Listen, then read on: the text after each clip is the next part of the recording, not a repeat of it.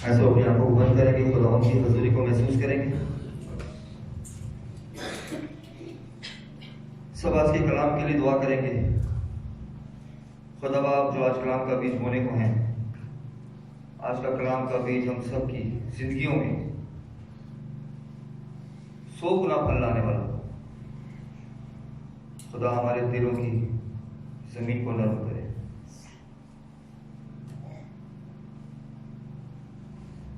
अपने दिलों में खुदा उनकी हुजूर दुआ करेंगे। ऐ खुदा पाक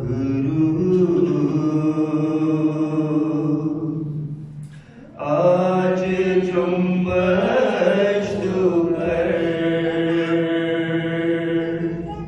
छूले हर जिंदगी को, खाली दामन भी भर। ऐ खुदा पाक आज जुम्मत कर छूले हर जिंदगी को, खाली दामन भी भर। अंधी आंखें खोले, मुर्दा दिल भी जला। अंधी आंखें खोले, मुर्दा दिल भी जला। तू है कादिर खुदा, अपनी कुदरत दिखा। तू है कादिर खुदा, अपनी कुदरत दिखा। अपनी कुदरत दिखा। आज तुझ पर लगी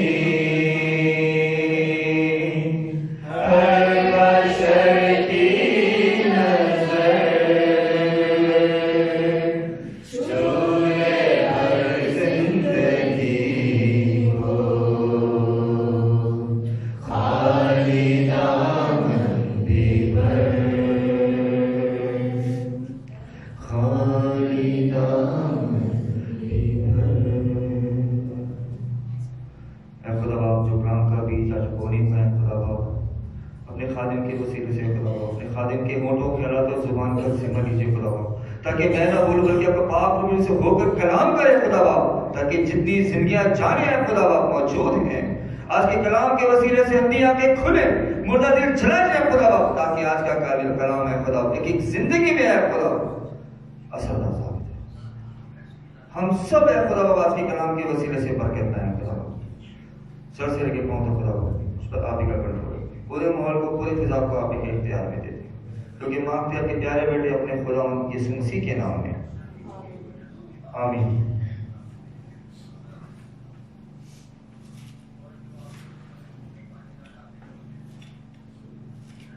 ये आप अपने वॉल्यूम को म्यूट करें ताकि आप मैसेज को सुन सकें।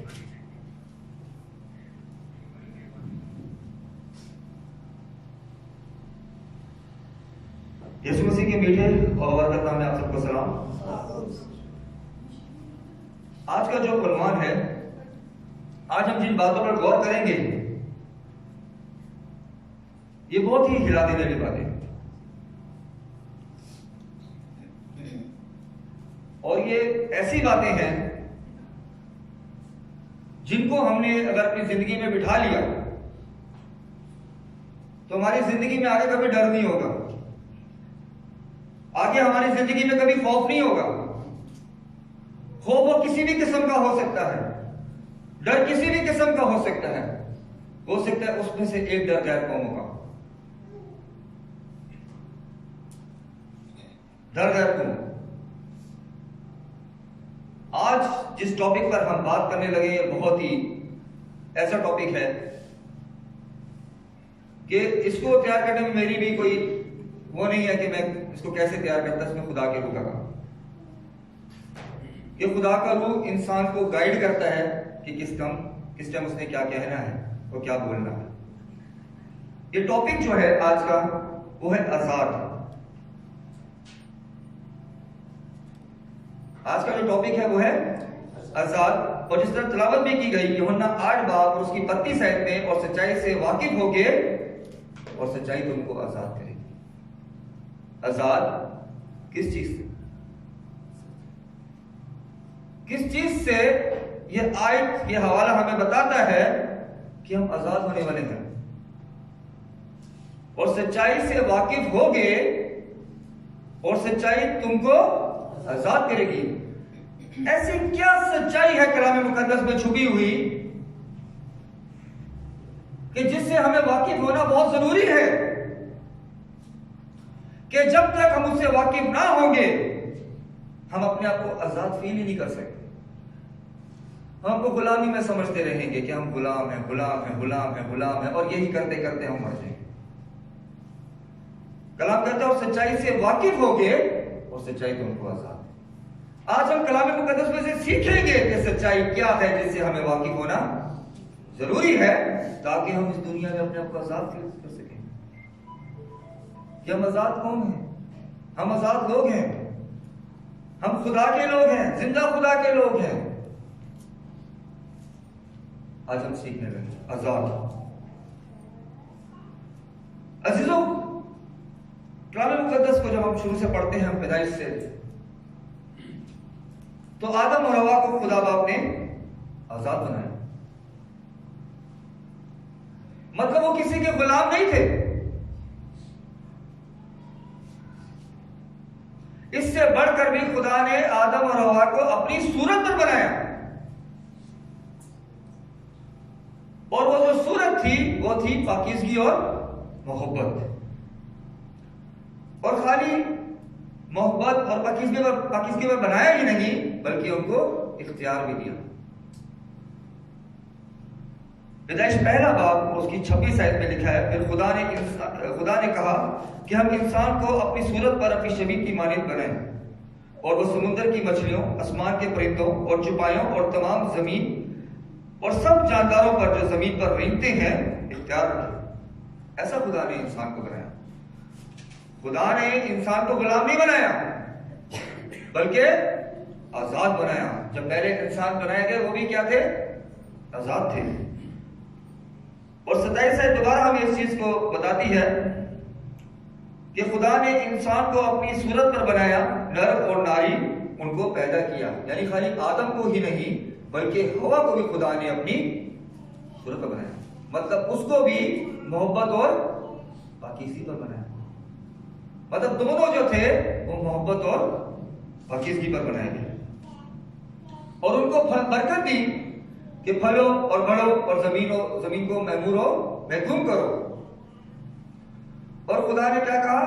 देखो तमाम रोए जमीन की कल बीजदार सब्जी और हर दरख्त जिसमें उसका बीजदार फल हो तुमको देता हूं, ये तुम्हारे खाने के लिए है। मतलब आज की तरह कुछ फिक्र करने की जरूरत नहीं है कि आज क्या घर में पकाना है, शाम को क्या बनाना है, या कल क्या खाएंगे।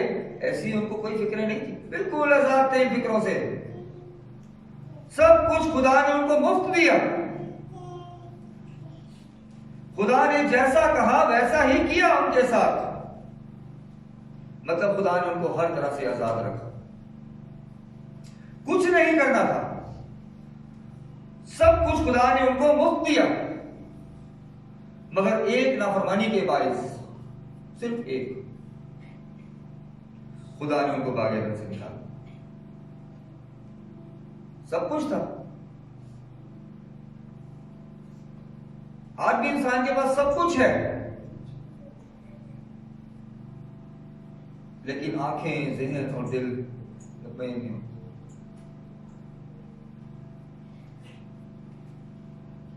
एक नाफरमानी के बायस सब कुछ चला गया। क्या किया? एक फल खाया, मतलब खुदा के हुक्म को क्या किया? रद्द किया।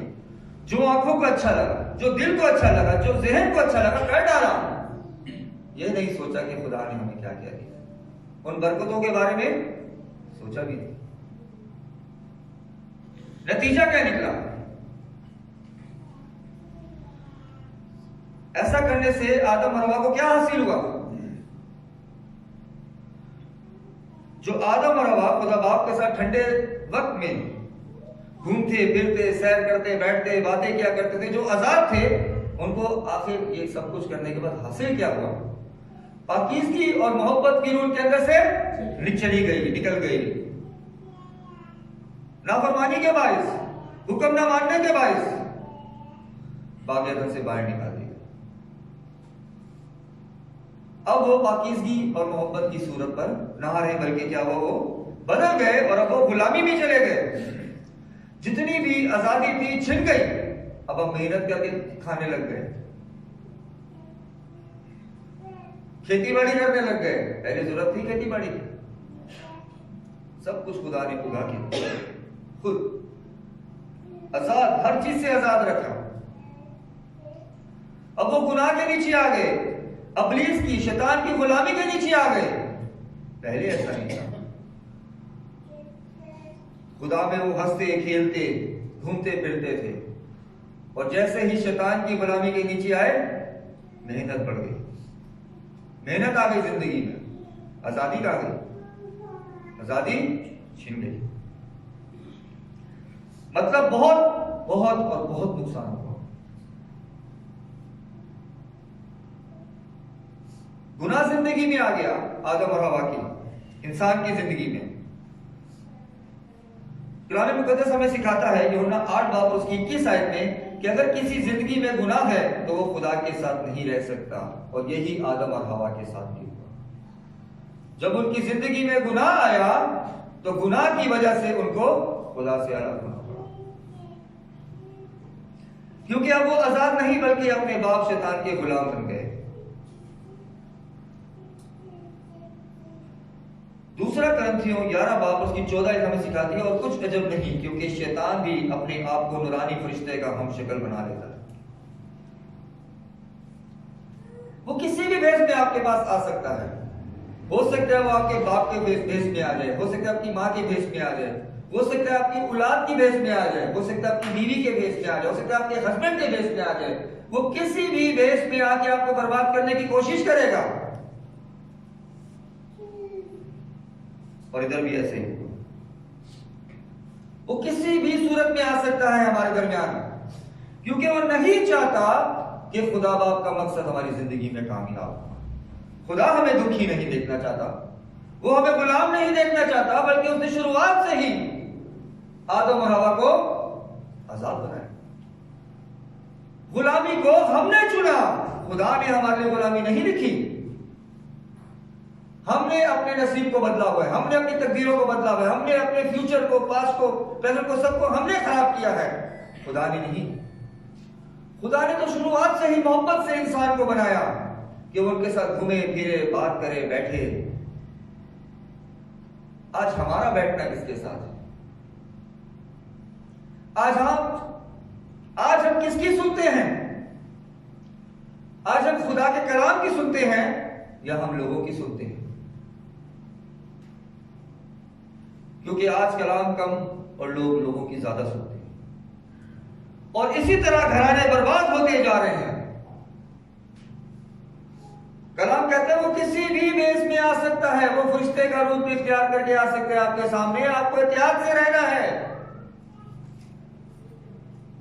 आपको उसकी बात पर नोट करना है कि क्या वो कलाम के मुताबिक आपके दरमियान बात करता भी है या नहीं। हो सकता है वो खादिम की सूरत में आ जाए। जब वो फरिश्ते की सूरत में आ सकता है तो हम क्या है? जब एक वो आसमानी दूध की शक्ल इख्तियार कर सकता है तो वो खादिम की नहीं कर सकता। वो बहुत शक्लें तब्दील करके आ सकता है। हमने जज करना है, हमने कलाम को सामने रखना है, हमने देखना है कि वो क्या कहता है, तभी हम आजाद रह सकते हैं।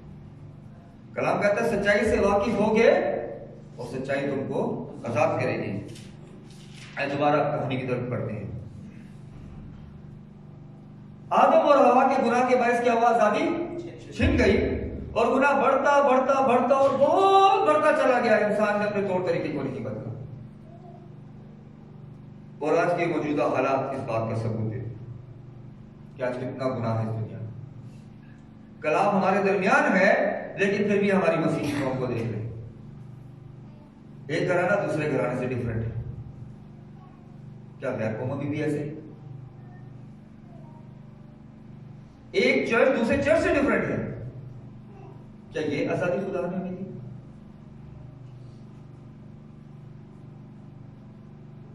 अजीजों, गौर करें कि आदम और हवा के गुनाह के बायस आजादी इंसान से छिन गई, फिर दोबारा आजादी और बरकत की शुरुआत कहां से हुई? आज का जो टॉपिक है वो क्या है? आजाद।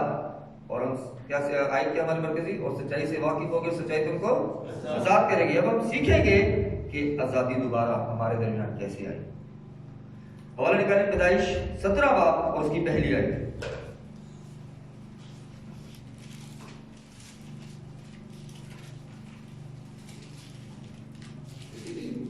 जब इब्राहिम 99 बरस का हुआ, लिखा है जब इब्राहिम 99 वर्ष का हुआ, तब खुदावंद इब्राहिम को नजर आया। तब खुदावंद इब्राहिम को नजर आया और उससे कहा कि मैं खुदाए कादिर हूँ। कहा मैं खुदाए कादिर हूँ, तू मेरे हजूर में चल और कामिल हो। तू मेरे हजूर में चल और ये खुदा हमसे चाहता है कि हम खुदा के हजूर में चले। वो कैसे? कामिल तरीके से। कामिल को इंग्लिश में कहते हैं परफेक्ट। किसी चीज की तुम्हारे में कमी नहीं होनी चाहिए। तुम ऐसे कामिल हो के मेरे दरमियान चलो कि तुम्हारे में शक शुबा ना हो। जब हम कलाम को पढ़ते हैं तो हमें शक नहीं होना चाहिए। हमें कलाम पर वक्ल होना चाहिए, भरोसा होना चाहिए। हमें ऐसा खुदा चलना चाहता है, ऐसा चलाना चाहता है। लिखा है जब अब्राहम 99 वर्ष का हुआ, तब खुदावंद इब्राहिम को नजर आया और उससे कहा कि मैं खुदाए कादिर हूं, तू मेरे हजूर में चल और कामिल हो। और अजीजों, एक और हुक्म जो था इब्राहिम को दिया वो ये है कि तू अपने बाप के घर को छोड़। खाली तुम्हें वैसे चलना ही नहीं है, कामिल ही नहीं होना, बल्कि तुम्हें बाप के घर को। क्या खुदा है हमारा? ऐसा खुदा है कि जब वो अपने हुजूर बुलाता है तो कहता है अपने माँ बाप को छोड़ दो। अजीजों, हमारा खुदा हरगिज़ ऐसा खुदा नहीं है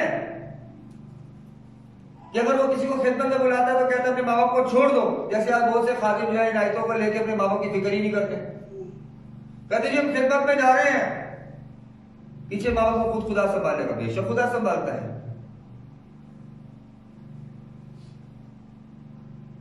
यीशु मसीह ने आसमान पर उठाए जाने से पहले अपनी माँ को एक ऐसे शागिर्द के सपुर्द किया जो उसकी देखभाल कर सके। हम मसीह के फॉलोअर्स हैं ना, कहते हैं हम मसीही हैं, तो हम कलाम में कभी तालीम नहीं देता कि तुम अपने माँ बाप को छोड़ो, नहीं। बल्कि यहां पर जब इब्राहिम को खुदा ने कहा तो इसके पीछे एक रीजन था, एक मकसद था खुदा का। क्योंकि जो इब्राहिम का बाप था वो बाल ज़बूक का पूजने वाला था, वो गैर मबूद की इबादत करने वाला शख्स था। इसीलिए खुदा ने उसको कहा कि तुम अपने बाप के घर को छोड़। क्योंकि खुदावंद इब्राहिम को सरफराज करना चाहते थे। और अजीजों, जब इब्राहिम ने खुदा की बात को माना तो खुदा ने उसको क्या किया? सरफराजी दी, उसको बरकत दी। और ऐसी बरकत दी कि उसको क्या कहा कि तेरी नस्ल आसमान के तारों और समुद्र की। कौन सी नस्ल? आज हम इसी पे बात करें। कौन सी नस्ल? दुनिया डामाडोल है, परेशान है। कौन सी नस्ल? कोई कहता है हमारी नस्ल, कोई कहता है हमारी नस्ल। आज हम इंजील मुकद्दस से सीखेंगे, मुकद्दस से सीखेंगे कि वो कौन सी नस्ल के बारे में खुदा बात करता है कि जिसको आसमान के तारों और समुद्र की रेत की मानियत मैं बढ़ाऊंगा। अजीजों, हमें ये बात याद रखनी चाहिए जो कि जितने लोग नहीं जानते और छुपाते हैं।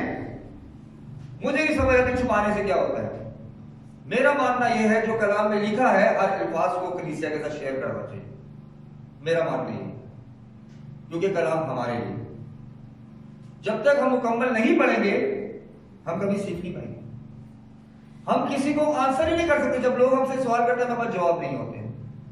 मैं खुदा का शुक्र करता हूं कि खुदा ने अच्छी कलीसिया दी, अच्छे लोग दिए, अच्छी सराउंडिंग दी, अच्छे खादिम दिए,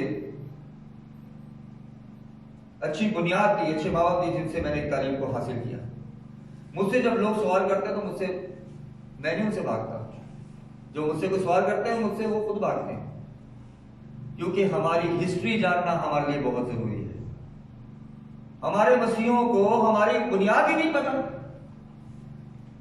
जब मुझसे लोग बात करते हैं तो कहते हैं इससे नहीं बात करना, ये वो बातें बताएगा जो हमें नहीं पता। जब हमारी फाउंडेशन ही स्ट्रांग नहीं है तो हम कैसे जान सकते हैं कि हम आजाद कौन हैं? कलाम कहता है कि इब्राहिम के 2 बेटे हुए। कलाम में लिखा है कि उसके 2 बेटे हुए। कोई कलीसिया बताती है बात छुपा के। जब कलाम बताते बताएं कि इब्राहिम के 2 बेटे पैदा हुए। पहला हाजरा से, जो उसकी बीवी इब्राहिम यानी नौकरानी से पैदा, यानी कि जो उसकी बीवी की नौकरानी थी उससे कौन पैदा हुआ? इस्माइल। या हम यूं कह सकते हैं कि खादमा से इस्माइल पैदा हुआ। ये कलाम में लिखा है, कभी पढ़ सीखेंगे। एक ईच वर्ड अल्फाज हम बाइबल से पढ़ेंगे, कोई भी अपनी तरफ से नहीं होगा। दूसरा, सारा से जो इब्राहिम की नस्ल असल बीवी थी उससे इसहाक पैदा हुआ। पहला इस्माइल जो कि लोडी से पैदा हुआ और दूसरा इसहाक जो कि सारा से पैदा हुआ। और हम सीखेंगे जिन्हें मुकद्दस में से, कलाम मुकद्दस में से कि खुदा ने किस बेटे को बरकत दी। हवाला निकालने की लगती है 4 बाब उसकी 21 से 22 है।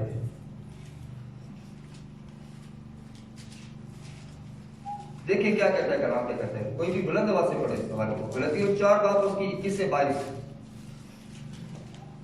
मुझसे कहो तो तुम जो शरीयत के मातहत होना चाहते तुम जो शरीयत के मातहत होना चाहते हो, क्या शरीयत की बात तुम नहीं सुनते? क्या तुम शरीयत की बात नहीं सुनते? ये गलतियों में जिक्र है। आगे ये लिखा है कि इब्राहिम के 2 बेटे थे। इब्राहिम के 2 बेटे थे, एक लोंडी से दूसरा आजाद से।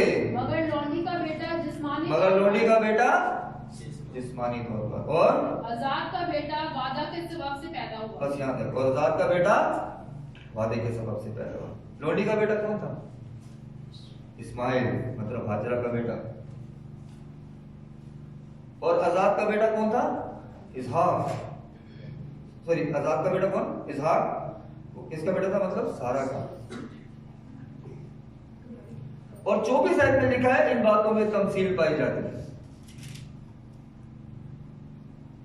बहुत कुछ सिखाता है। इन बातों में तमसील पाई जाती है इसलिए कि ये दो औरतें क्या हैं?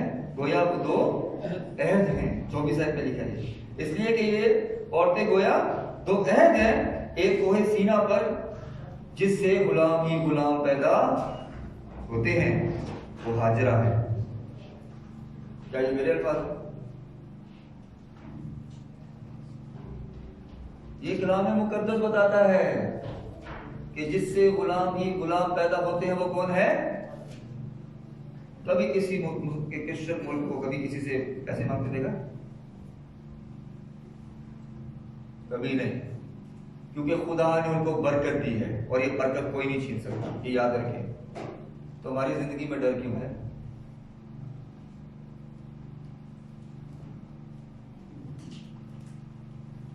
लिखा है एक कोहे सीना पर का जिससे गुलाम ही गुलाम पैदा होते हैं वो हाजरा है। और हाजरा अरब का कोहे सीना है।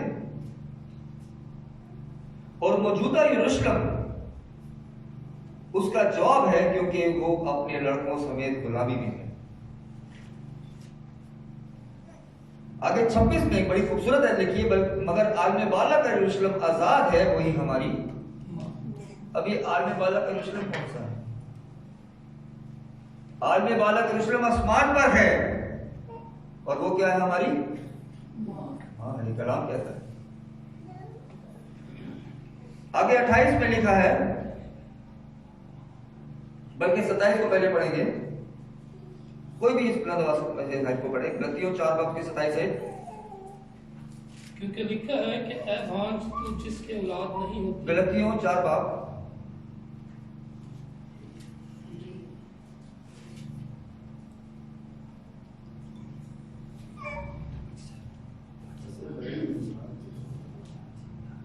सताइस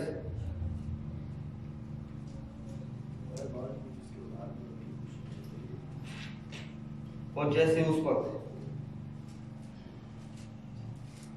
गलतियों और जैसे उस वक्त जिस्मानी पैदाइश वाला हाँ, और जैसे रूहानी पैदाइश वाले को सताता रूहानी पैदाइश, और जैसे उस वक्त जिस्मानी पैदाइश वाला रूहानी पैदाइश वाले को सताता था, वैसे ही अब 28 में क्या लिखा है? बस ऐ भाइयों, हम इसहाक की तरह वादे के फर्जंद हैं, हमें डरना नहीं चाहिए। कलाम कहता है कि जैसे उस वक्त होता था, रूहानी पैदाइश वालों को कौन सताते थे? जिस्मानी पैदाइश वाले, क्योंकि वो अपने को कमतर समझते हैं, अपने आप को साबित करने के लिए कुछ ना कुछ करते रहते, दूसरे को नीचा दिखाएं। ऐसे ही होता है ना कि जो थोड़ा कमतर होता है वो मुकाबला करते रहते हो, ये तेरे से ज्यादा अच्छे कपड़े पहन लूंगा, इस बार ये करूंगा वो करूंगा। ये कपड़ों वाली लालच की बात नहीं, इसे एग्जाम्पल दो कि मैं तुझसे आगे जाके दिखाऊंगा, मैं तुझसे बड़ी गाड़ी लेके दिखाऊंगा, लेकिन खुदा ने जिसको बरकत दी है वो फिर कोई दूसरा नहीं छीन सकता। तेरी किताब जो छोटी है, मेरी किताब बड़ी, या कोई भी बात हो सकती है। उस वक्त ये कलाम जब लिखा गया, इसका मतलब यह है कि उस वक्त पर भी ऐसी हरकतें होती थी। उस वक्त पर भी जिस्मानी जो ख्वाहिश के सबब से पैदा हुए हैं, वो रूहानी ख्वाहिश वालों को सताते थे। अजीजों, आज भी जहां पर खुदा का रूह काम करता है, वहां पे शैतान भी हो जाता है। वो परेशानी पैदा करता है, इंसान को परेशान करता है, उसको डामाडोल करता है। ईमान में हो, तेरी किताब में ये लिखा है, जब पता ही नहीं है कहां से बताएंगे कि लिखा है या नहीं लिखा। ये आयत बहुत जरूरी है, ये हमारे ईमान को स्ट्रॉन्ग करती है कि उस वक्त भी ऐसा होता था। जिस्मानी पैदाइश वाले रूहानी पैदाइश वालों को सताते थे, लेकिन क्या नबी रसूल हट गए? क्या उन्होंने अपनी जिंदगी को बदल लिया, अपने मजहब को बदल लिया? नहीं, किसी ने उल्टी सलीब ले ली, किसी को भाले से मौत, किसी के धोखे से मौत, किसी को कड़ते तेल में डाल दिया, किसी का सर कलम कर दिया। और आज उन्हीं को खुदा ने इस्तेमाल करके हमारे दरमियान क्या कहा। कितनी खूबसूरत खूबसूरत खुदा की बातें हम बताते हैं, खुदा के रूप में, और हम ही उन्हीं बातों का हर संडे हर रोज अपने घर में जिक्र करते हैं। कितनी सफाजी के लिए लोग, दुनिया मानती है कि ये पहली किताब, लेकिन फिर भी इसका मुकाबला करने से नहीं छोड़ते। जब दुनिया खुद आपके सामने करार करती है इंजील पहले, तो आप कैसे अपने आप को आखिर समझते हैं? क्यों अपने आप को आजाद फील नहीं करते? बेशक आज आप पर मुसीबतें आएंगी, परेशानियां आएंगी, लोग आपको तंग करेंगे, आपको टॉर्चर करेंगे, आपको तरह तरह के सवाल करेंगे, लेकिन आपको खुदा के खौफ में ऐसे सवाल जवाब में ऐसे जवाब देने चाहिए जिससे झगड़ा भी पैदा ना हो और दूसरा खामोश। ये कलाम कब से, शुरुआत से आज तक दिल से झगड़ा नहीं हुआ। झगड़ा खात्मों की बातों से हुआ। ये बाइबल किसी के सामने रखे, बात करें, कोई आपसे बहस नहीं करेगा। मैं जब मैसेज देना स्टार्ट किया, मेरे बहुत खात्मों के साथ होती थी, तो मेरे फादर ने मुझे एक चीज बड़ी खूबसूरत सिखाई। कहते किसी से झगड़ा नहीं करो, कलाम खोलो, सामने रख दो, बोलो पढ़ो, आपसे कोई अगली बात नहीं करेगा। और मैं किसी को लेके चलता या किसी से बहस नहीं करता, बाइबल खोलता, बैठता, बात करो, मैं करता बात। कलाम आपकी जीत है, बाइबल आपकी जीत है, आप खुद अपनी जीत नहीं हो। खुदा को काम करने दें, खुदा को बात करने दें। ये खुदा बात करता है, आप इसको खोलें, इसको पढ़ें, ये खुदा बात कर रहा है आपके वसीले, आपके अंदर से होगी। कोई आपसे बहस नहीं करेगा, चुप करके निकल जाएगा। लिखा जैसे उस वक्त होता था जिस्मानी पैदाइश वाले रूहानी पैदाइश वालों को सताते थे, आज भी वैसा ही होता है। इसलिए हमें क्या करना चाहिए? हमें अपने मजहब को नहीं छोड़ना चाहिए। कलाम हमें साफ तौर पर वाजिया कर रहा है कि उस वक्त भी ऐसा होता था, लेकिन देखो हम लोग खड़े रहे कलाम में, हम यीशु मसीह के बने रहे, हमने सही तालीम को नहीं छोड़ा, हमने उसी तालीम को जो हमने हासिल की उसको तुम्हारे दरमियान लफ्ज बाय लफ्ज पूरा पहुंचाया। हमें ये आयत बहुत जरूरी है। इसका मतलब जिंदगी में समझना कि ये अभी शुरू नहीं हुआ, ये उस वक्त से था जब ये कलाम लिखा जा रहा। हमें अपनी जनरेशन को स्ट्रॉन्ग करना, हमें उनको बताना है कि तुम आजाद हो, ताकि उनसे कोई सवाल करे तो उनको पता कि खुदा ने किसको बरकत दी है। गलतियों 4 बाब उसकी 30 आयत में देखिए क्या लिखा है। मगर किताब मुकद्दस क्या कहती है? मगर किताब मुकद्दस क्या कहती है? सुने क्या कहती है किताब मुकद्दस। ये कलाम कहता है मगर किताब मुकद्दस क्या कहती है। आगे सवालिया निशान है, क्या कहती है सुने। ये कि लौंडी और उसके बेटे को निकाल दो, लौंडी और उसके बेटे को निकाल दो, क्योंकि लौंडी का बेटा आजाद के बेटे के साथ हरगिज़ वारिस न होगा। क्या लिखा है? ये कलाम सिखाता है, समझें, अपनी जनरेशन में डालें। ये बाइबल की तालीम है,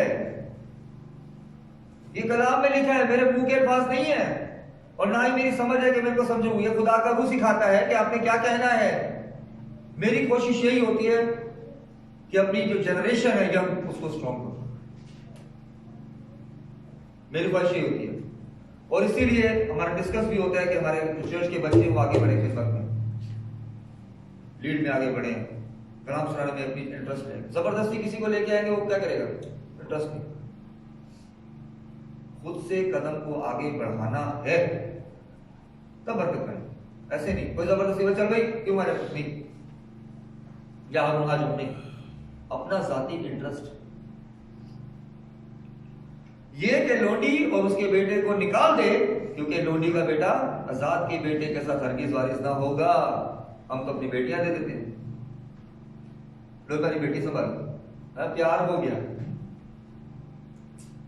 वो बेटे भी ले लेते हैं कभी कभी, कहते कुछ नहीं होता, चाची का रिश्ता। ये कलाम कहता है, कलाम कहता है 2 बेटे थे और एक लोंडी से था, एक नौकरानी से था। वो गुलाम ही रहेगा, उसको अपने अंदर हाथ दाखिल ना करो, निकालो अपने अंदर से।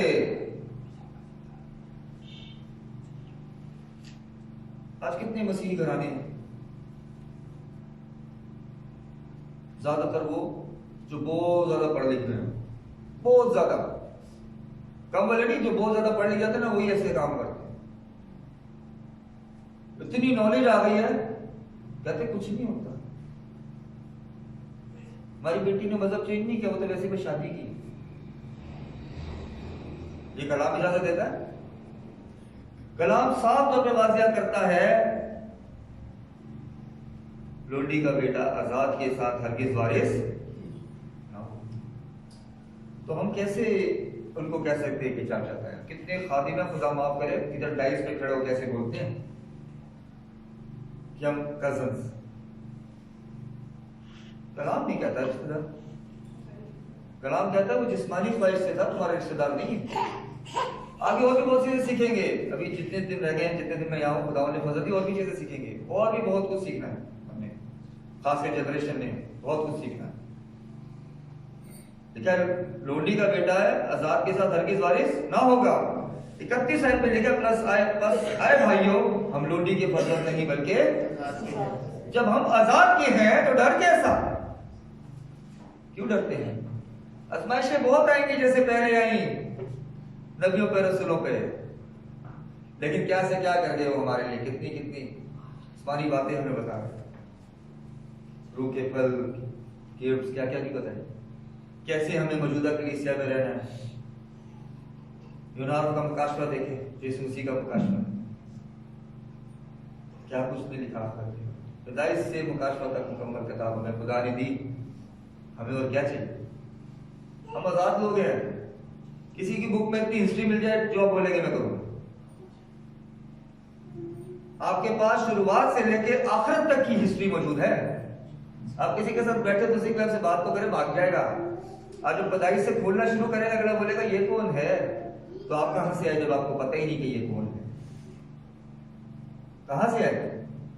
आपको तो जनरेशन का ही नहीं पता कि कहां से नस्ल चली।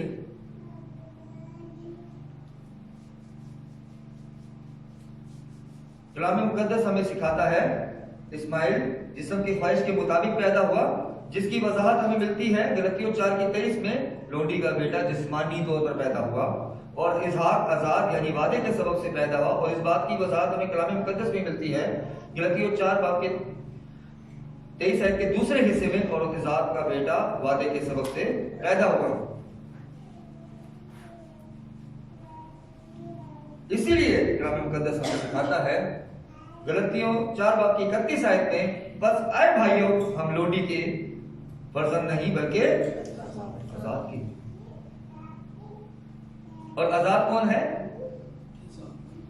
जो इसहाक की नस्ल से है। अब आगे हम और डीप जाएंगे और गहराई में जाना चाहते हैं। वादे किससे किए गए? इब्राहिम की नस्ल इसहाक से। हम कैसे उस बरकत में शामिल होंगे? हम यानी मौजूदा कलीसिया कैसे उस बरकत का हिस्सा बनेंगे जो खुदा ने इब्राहिम की नस्ल इसहाक को दी? कैसे? गलतियों 3:9 आयत।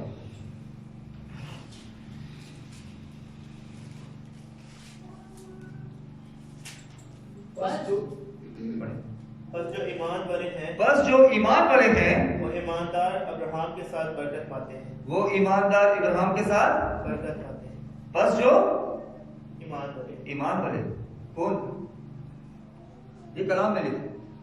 देखिए बरकत कहां से कहां ट्रांसफर हो रही है, ये हमने सीखना है आज कि कहां से बरकत का आगाज हुआ और कहां ये जनरेशन में आ रही है। हमने डिटेल में जाना है, डिटेल में जाएंगे। 10 आयत 10 और 11। क्योंकि जितने शरीयत के अमाल पर तकिया करते क्योंकि जितने शरीयत के अमाल पर तकिया करते हैं वो सब लानत के मतहत हैं। वो सब लानत के मतहत हैं। चुनांचे लिखा है कि जो कोई उन सब बातों के करने पर कायम नहीं रहता, जो कोई इन बातों पर कायम करने पर कायम नहीं रहता, जो शरीयत की किताब में लिखी जो शरीयत की किताब में लिखी है वो लानती है। वो लानती है। आगे और ये बात ज़ाहिर है कि शरीयत के वसीला से कोई शख्स खुदा के नजदीक शरीयत के सबब से कोई भी शख्स कहते हैं खुदा के नजदीक रास्तबाज नहीं आता। आगे क्योंकि लिखा है कि रास्तबाज ईमान से जीता रहेगा। लिखा है कि रास्तबाज ईमान से जीता रहेगा। ईमान किस पर?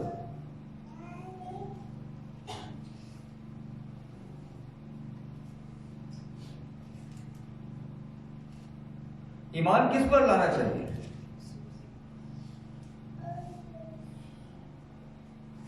लिखा है जो शरीयत के अमाल पर तकिया करता है, जो शरीयत मतलब ये कलाम मुकद्दस हमें सिखा रहा है कि जो शरीयत पर अमल करता है वही खाली रास्तास नहीं है, बल्कि जो शरीयत पर अमल करता है उसको ईमान लाना भी जरूरी है, और जो ईमान ला चुका है उसको भी शरीयत पर अमल करना जरूरी है।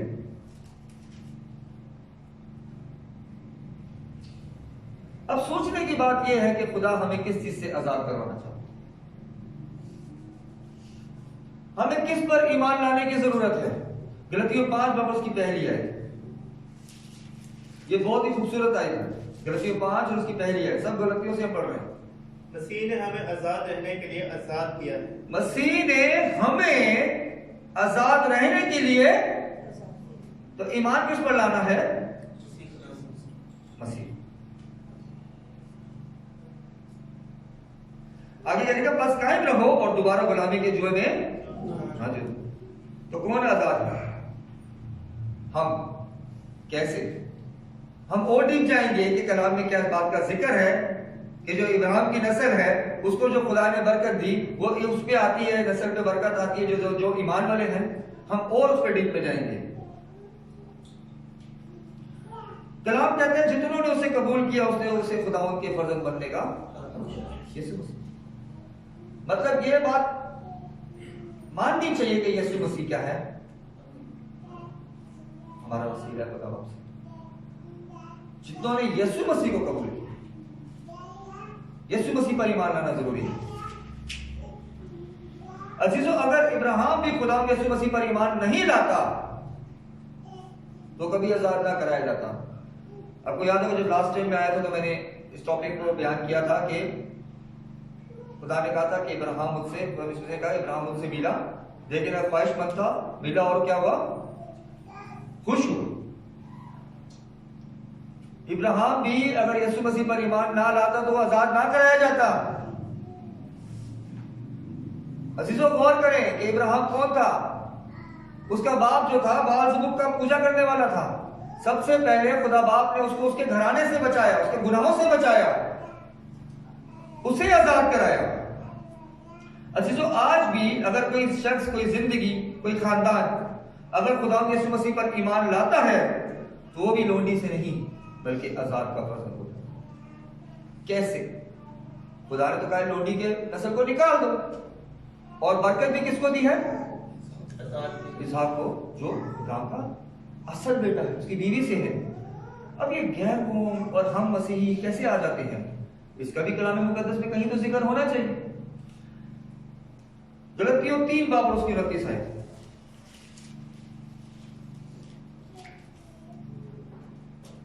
और अगर तुम मसीह के हो, लिखा है अगर तुम मसीह के हो तो इब्राहिम की नस्ल, तो इब्राहिम की नस्ल वादा के मुताबिक और इब्राहिम के और वादे के मुताबिक क्या हो? वारिस भी हो। ये आयत क्लियर कर देती है। कोई आपसे सवाल करता है, खुदा ने तो इब्राहिम से वादा किया, इसहाक से, वो तो कहीं और, आप कहीं और है, यह आयत उसका जवाब देती है। और अगर तुम मसीह में हो तो इब्राहिम की नस्ल और वादे के मुताबिक, अगर मसीह में हो तो ईमान किस पर लाना है? मसीह पर। तो हमारे में क्या है? बरकतें, हमारी भी नस्लें आगे तरक्की करेंगी, बढ़ेंगी, फूलेंगी, बहुत तरक्की करेंगी। और चीजों, यीशु मसीह जिस पर ईमान लाते हैं वो ने जो हमारे लिए किया उसका हम अंदाजा नहीं लगा सकते। ये कोई इतना आसान काम नहीं था आजाद कराना। ये जो यीशु मसीह ने हमें आजाद करवाया, ये जो खुदा बाप की मोहब्बत हम पर जाहिर है, ऐसी आसान काम नहीं था, बल्कि किसी को कुर्बान होना पड़ा। और वो कौन कुर्बान हुआ? किसने शरीर पर जान दी? किसके हाथों और पैरों में कील ठोके गए, बड़े बड़े कोड़े मारे, थूका, संसार किया, कपड़े फाड़ दिए।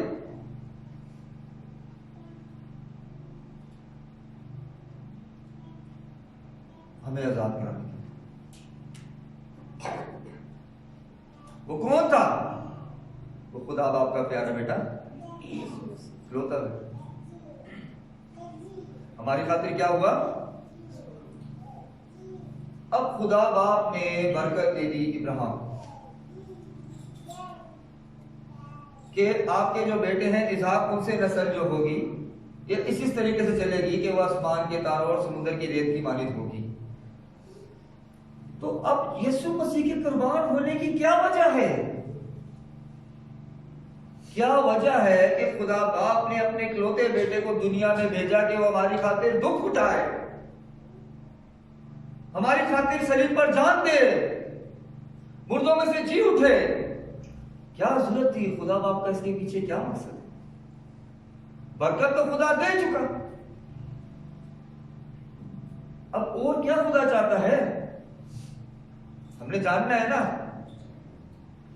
कैसे? लिखा है ना, अगर तुम मसीह में हो तो इब्राहिम की नस्ल और वादे के मुताबिक। कैसे? क्योंकि यीशु मसीह ने सलीब पर जान दी। क्यों? क्यों? गलतियों 3 बाब और उसकी 14 है। ताकि मसीह यीशु में इब्राहिम की बरकत गैर कौमों तक भी पहुंचे। खुदा हमसे प्यार करता है, वही बात। और हम ईमान के वसीला से उस रूह को हासिल करें जिसका वादा हुआ। कितनी खूबसूरत बात लिखा, ताकि मसीह यीशु में इब्राहिम की बरकत गैर कौमों तक भी पहुंचे। खुदा ने इस दुनिया को मोहब्बत में बनाया। खुदा हमसे प्यार करता है, वो ला तब्दील खुदा है। हम तब्दील हो जाएंगे, वो कभी तब्दील नहीं होगा। उसकी मोहब्बत जो है ना, जो कृष्ण से सुना इस पे बेस नहीं करती कि हम कौन है, खुदा की मोहब्बत इस पे बेस करती कि वो कौन है। और वो कौन है? मोहब्बत। वो हमसे मोहब्बत करना नहीं छोड़ता। क्या कहते हैं गलतियों 3:14, ताकि मसीह यीशु में इब्राहिम की बरकत गैर कौमों तक भी पहुंचे।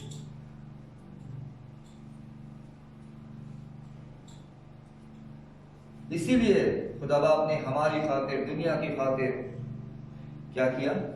अपने बेटे को। उसने हमारे गुनाहों का अपने सर उठा लिया, जो कि गुनाह से ना वाकिफ। आदम और हवा ने जो गुनाह किया, उसको भी उसने क्या किया कि इंसान की जिंदगी में आगे गुलामी ना रही, इब्लीस से आजाद हो जाए।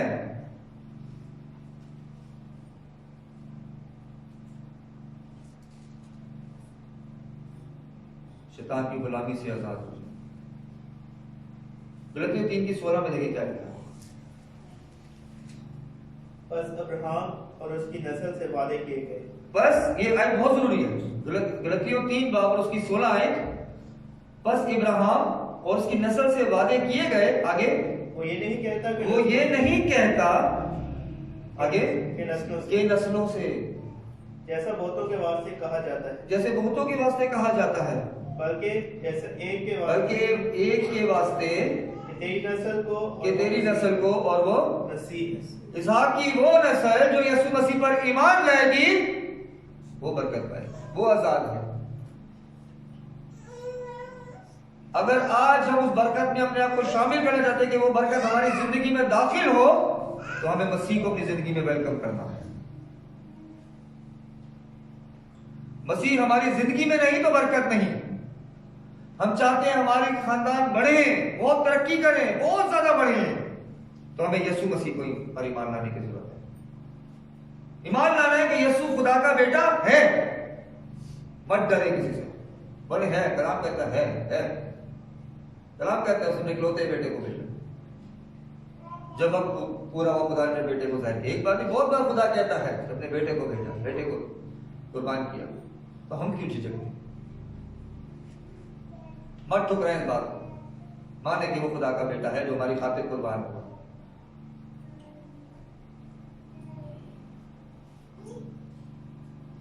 आगे पढ़ें, इसलिए लिखा है गलतियों 4:4 में, देखिए क्या लिखा है।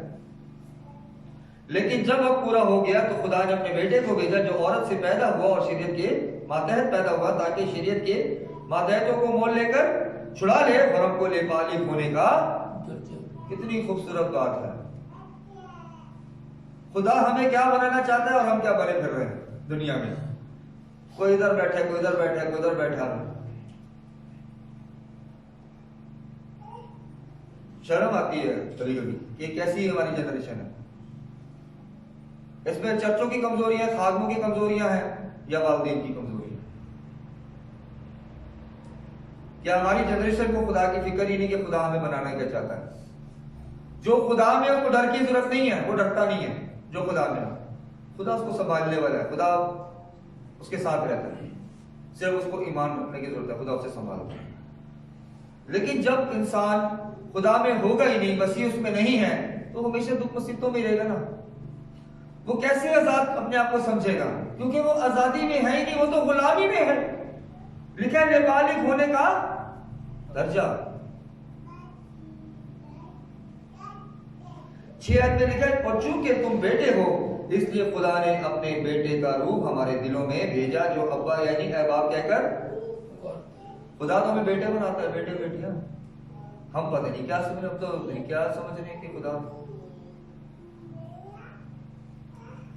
यीशु मसीह कहता है तुम मेरे दोस्त हो, इससे ज्यादा और कोई मोहब्बत नहीं करता कि अपनी जान अपने दोस्तों के लिए कुर्बान कर दे। और खुदा कहता है कि तुम मेरे बच्चे हो, इसीलिए मैंने अपने बच्चे का रूह, अपने बेटे का रूह तुम्हारे अंदर डाला है। क्या हमने कभी फील किया है उस रूह को? 7 आयत में लिखा, बस अब तुम गुलाम नहीं बल्कि बेटे हो, बेटा है। और जब बेटा हो तो खुदा के वसीला से, किसके? आसमानी बादशाह। हम तो इधर किसी कपड़ों के पीछे, मोबाइलों के पीछे, और ये कहते हैं जायदाद के पीछे, और बुरा नंबर लड़के लड़कियों के पीछे, लड़कियां लड़कों के पीछे, और पता नहीं क्या क्या चीजों के पीछे, न कोई नशे के पीछे। खुदा हमें वो चीज देना चाहता है जो कभी हमसे छीनेगी नहीं, जो हमसे कोई छीन नहीं सकता। हमेशा की जिंदगी खुशियों से भरी। लेकिन हम क्या कर रहे हैं? इफ्सियों पहला बाब उसकी 5 आयत में देखिए क्या लिखा है, और उसने अपनी मर्जी के नेक इरादे के मुताबिक हमें अपने लिए पेशतर से मुकर्रर किया कि यीशु मसीह के वसीला से उसके लिए बालिग बेटे हों। खुदा ने तो शुरुआत से ही हमें बेटे बनाया। हमने अपने आप को क्या समझा हुआ है? सोचने की बात है, हमने अपने आप को क्या समझा है?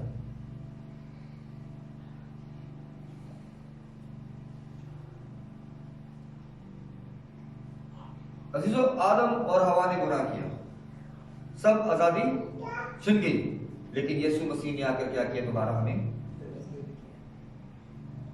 बाप से दोबारा मिला दिया, आजाद करवा दिया कि हम भी उसी तरह खुदा बाप से बात करें। इफ्सियों 4 बाब उसकी 13 और 14 में देखा क्या लिखा, मगर तुम जो पहले दूर थे अब यीशु मसीह में मसीह के खून के सबब से नजदीक हो गए हो, क्योंकि वही हमारी सुलह है जिसने दोनों को एक कर लिया और जुदाई की दीवार को बीच से हटा दिया। मतलब अभी और हमें किसी के पास जाने की जरूरत नहीं, हम खुद पर्सनली घुटने टेक के खुदा के हुजूर दुआ करें तो खुदा के हुजूर में डायरेक्ट, बशर्त यह है कि यीशु हमारे अंदर, तभी हम उसको अब्बा यानी है बाप कह के पुकारेंगे। क्या है बाप? हमारी दुआ, हमारी दुआ की तरफ कान लगा। उसने हमें आजाद बनाया है नेकी के उससे। यूहन्ना 3 बाब की 16 में आयत में लिखा, जो बेटे पर ईमान लाता है हमेशा की जिंदगी उसकी है, लेकिन जो बेटे की नहीं मानता जिंदगी को ना देखेगा बल्कि उस पर खुदा का गजब रहता है। और जो बेटे पर नहीं ईमान लाता उसके लिए देखिए क्या लिखा है, यूहन्ना 8 बाब उसकी 44 आयत में लिखा है, तुम अपने बाप अबलीस से हो और अपनी की ख्वाहिश को पूरा करना चाहते हो। वो शुरू ही से खूनी है और सच्चाई पर कायम नहीं रहता रहा, क्योंकि उसमें सच्चाई है नहीं। जब वो झूठ बोलता है तो अपनी ही सी कहता है, क्योंकि वो झूठा है बल्कि झूठों का। इसीलिए खुदा का पाक कलाम में फरमाता है रोमियो 8 बाब उसकी 15 आयत में, क्योंकि तुमको गुलामी की रूह नहीं दी। खुदा ने हमें गुलामी की रूह नहीं दी, बल्कि हम कौन है? और कलाम मुकद्दस में से आज हमने क्या सीखा? आजाद कौन है? मसीह। अगर हम चाहते हैं कि इब्राहिम को जो खुदा ने बरकत दी उसके बेटे को इसहाक को, उस बरकत को हमारे अंदर दाखिल किया जाए, वो हमारे में आए, तो हमें यीशु मसीह पर क्या करना है? और आगे को डरना नहीं है। क्या लिखा है? जिस्मानी ख्वाहिश वाले रूहानी ख्वाहिश वाले को क्या करते थे? कब? जब ये कलाम लिखा जाता। आज भी वही है, वो डटे रहे, वो नहीं भागे।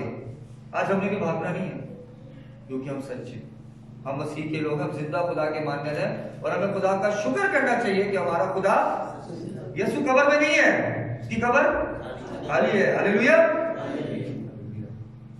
खुदा के कलाम के वसीले से हम सबको बड़ी बरकत दे।